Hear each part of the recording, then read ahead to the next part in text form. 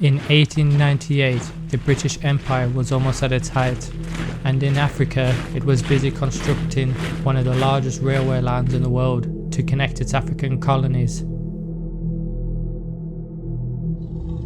But something was about to grind the construction and the might of an empire to a halt, something that has no care for the ambitions of man.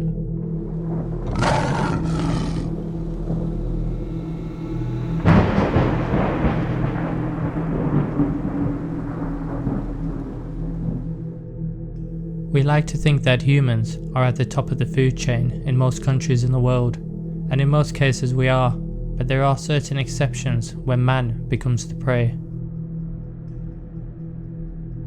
In 1898, work was well underway for the construction of a railway line in British East India, in an area which is today a part of Kenya. Lieutenant Colonel John Henry Patton was leading a large team of workers from India to undertake the construction. Eventually, work had begun on a railway bridge over the river Tsavo, and this is when Patton started to notice that something wasn't quite right. A water porter, someone who fetches water for the workers, had gone missing. Patton quickly got a search team together to look for the missing man, and it wasn't long before the workers' mutilated remains were found.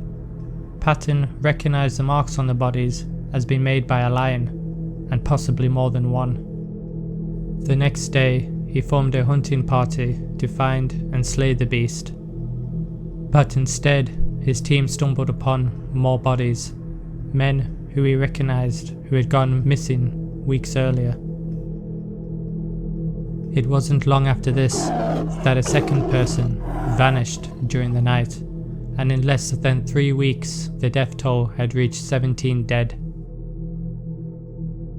Patton and the workers tried everything they could to stop the lion attacks, including building fences, barriers, and traps. Eventually, hundreds of workers started fleeing the site for their lives, with those remaining living in fear at night. Construction on the railway bridge was stopped. Patton eventually identified that there were 2 lions that were committing the attacks. He gave them names: Man-Eater 1 and Man-Eater 2. Man-Eater 1 he called the Ghost.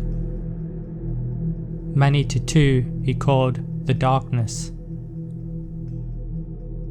The attacks go on for another 8 months and include one particularly grisly event where during the night the pair of lions managed to get through a protective fence and into a field hospital tent in the workers' camp. They dragged the patients from the tent and into the darkness at running speed, where they were devoured moments later. Eventually, on December the 9th, months after the first attack, Patton and his team managed to kill the first man-eater, the Ghost, by tying a donkey to a tree as bait and waiting in a custom watchtower they had built.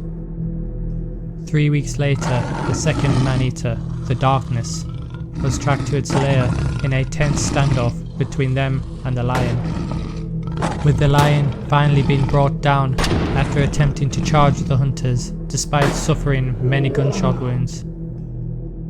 In total, 135 people had been killed by the pair of lions before they were stopped. However, the British East African Railway Company at the time downplayed the killings to increase morale of the workers and claimed the total dead was just 28. Construction resumed and the railway line and bridge was completed. The pair of lions that had caused so much death and destruction were given the name the Tsavo Man-Eaters, after the river where most of the killings took place. Today, in Kenya, they are local legends, forever revered for being able to stop the British Empire at the height of its imperial power, literally in its tracks.